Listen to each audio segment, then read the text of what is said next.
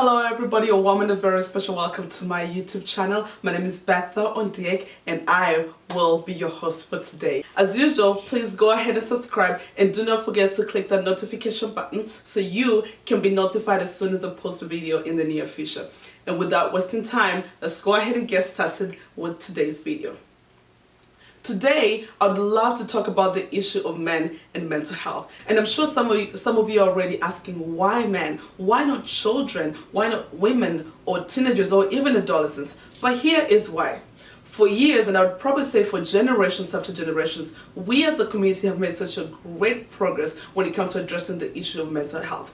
However, we have continuously ignored, particularly to address the issue of men and mental health. And this has led to such a huge cultural and generational stigma surrounding men and mental health. A stigma that will not allow men to seek any sort of mental health help for the issues they're experiencing. I will go ahead and read a couple statistics for you guys so you can better understand why it's very, very crucial as a society to address the issue of men and mental health. Now, statistics and surveys show that men everywhere find it difficult to open up about mental health, even though they are significantly at more risk for attempting suicide than women. In higher income countries, mostly first world countries, 3 times as many men as women die by suicide, according to World Health Organization report from 2018.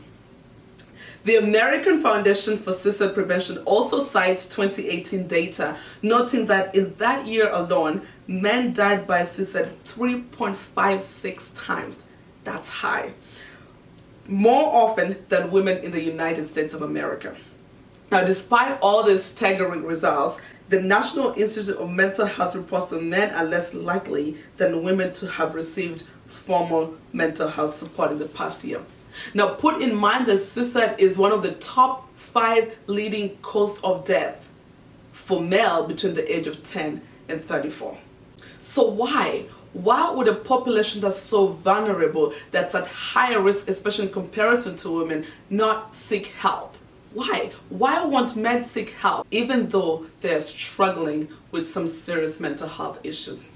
And as I continue to do research on this topic of men and mental health and continue to talk to friends, I learned 4 reasons why most men, it doesn't apply to everyone, but most men will not seek formal mental health. So number 1 reason why most men won't seek mental help is the myths and misconceptions that surround the issue of mental health when it comes to men. Now, number 1 myth that's often told is faithful men do not need therapy or medication. And this is one of the biggest lies that I've ever had being told in most Christian homes and some churches. And this is this common assumption that you seeking mental health or a man seeking mental help is a reflection of their weak faith in God. And this is such a lie. It's so damaging because men start to think, oh, well, if I had a stronger faith, right? Or if I lived a moral life, I wouldn't be feeling the way I'm feeling. I wouldn't be depressed or feeling anxious or having this particular disorder. But that's not true. That is so damaging because not all mental health issues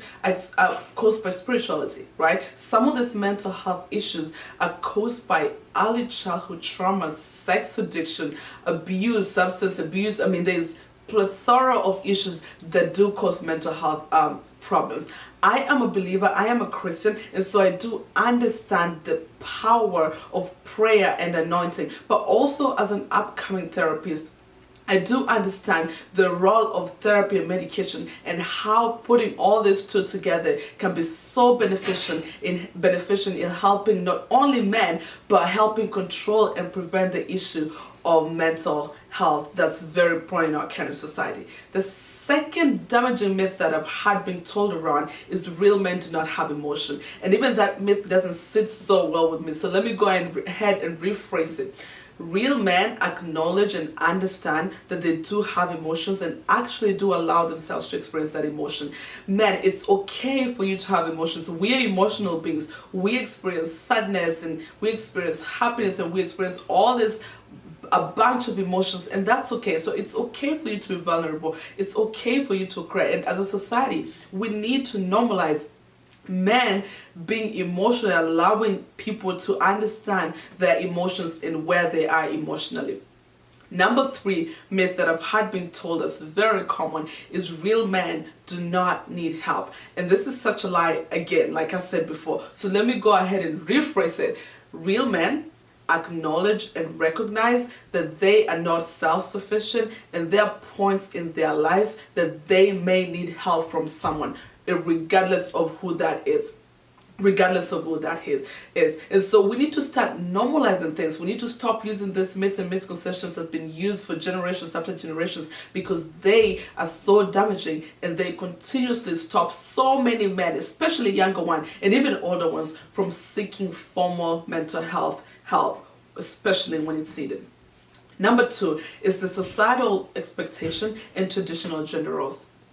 Oftentimes, most traditional gender roles do allow us as women to be vulnerable. We can cry, we can be emotional, we can talk about everything emotions. Actually, it's embraced. It's actually expected of us to be emotional. This is different from most men, actually all men. There's this societal expectation, the bar is set so high for most men, and most traditional gender roles do not allow them in any way to be vulnerable or emotional, surprisingly, even with their loved ones. And some of these traditional gender roles, like being strong and dominant and in control and being a breadwinner, they're not necessarily bad things, right? But they can be stoppers from allowing men to be vulnerable and share their experience and be emotional. And this is completely damaging. The traditional gender roles are very damaging for men who are experiencing mental health issues, because it stops them from seeking help, because they have to live according to their societal expectation and the set traditional gender roles.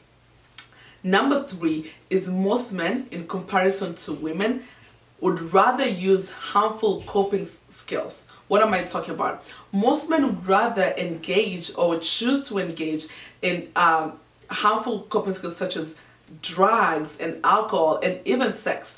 And this is to help them control the particular symptom that is associated with a particular mental health disorder that they're struggling with. Now, sex, drugs, and alcohol do not work. They don't work. And even if they do, from your experience, I'm not sure, even if they do, right, it's very temporary. And this can be long-term very, very damaging, because if you do not seek help for the particular mental health issue you're experiencing and continue to use coping skills such as drugs or alcohol or sex, guess what happens? You become addicted, right? Remember, it only relieves the symptoms. If it does, it only relieves the symptoms temporarily. And now you don't have the burden of just struggling with a particular mental health issue. If that was anxiety or depression, now you're struggling with another addiction or some substance abuse problem. And that is a whole nother level of mental health issues, and this can be long-term very, very damaging. Number 4 is most men, just like everybody else, fear being labeled. What are we good at? One thing that I can agree with most people in this society, we live in a society where we are so good at labeling people. We love to label people. We love to identify with people's label. Oftentimes, most of the labels are very negative, and this is why most men will not want to seek mental help, because as soon as they talk about their mental health issues, as soon as they seek help for it, we start to label them. We shall say, oh, this is the depressed one, the bipolar one, the narcissistic one. And there's so much labels that goes around in the mental health field that's so damaging for most men that can and potentially stop them from seeking formal mental health help for most of the mental health issues they're experiencing. Lastly, most men, like any other person, struggle to acknowledge the psychological difficulties they're experiencing. And this is very tricky because there's such a thin line. And if you've watched my previous video, I've talked a little bit more about how to identify if you're struggling mentally. But oftentimes, men struggle to figure out, am I just weak, or am I just not doing this the right way, or am I actually depressed? There's a difference, right? So it takes a while for some men to really identify that I'm actually struggling with something. You know, this is more than just an issue that a normal person struggles, and this is such a huge stopper for most men, or such a huge obstacle for most men towards seeking the formal mental health they need. in therapy session. I hope this video has created a little bit more awareness on the issue of men and mental health, and particularly why most men would not seek mental health. And I would like to encourage you, we're in a crucial part in our society today where we need to talk about the issue of mental health, particularly when it comes to men, because they are a vulnerable population right now. If you do have a loved one who is a man, if that's your father or your brother or your husband or your boyfriend, please make sure you're available. Be available. People who experience mental health issues really want somebody to be available for them. Every time you're available, show that you care. Anytime you care, it's most likely that they will be vulnerable, because every time somebody who is struggling with the mental health issues, they're looking for a safe place for them to be vulnerable, that they will not be judged. So make sure you're being available. Make sure you're encouraging your loved one to seek the formal mental health help they need. If that's taking medication or getting therapy, it's very beneficial in the long term. Thank you so much, and tune in next week for the second part of the video on men and mental health issues. Bye bye.